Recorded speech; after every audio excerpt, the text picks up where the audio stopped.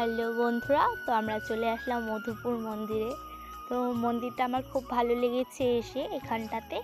তো আমরা একটু সবাই মিলে ঘুরলাম, এই জায়গাটা ঘুরে টুরে মন্দিরে চলে আসলাম। তো এই সাইডে গিয়ে দেখি মন্দিরটার পেছনে,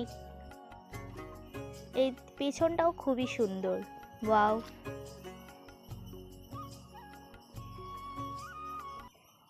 এদিকে কি সুন্দর, পিছনে আরেকটা মন্দির আছে ছোট, তো সেখানটাতেই যাচ্ছি।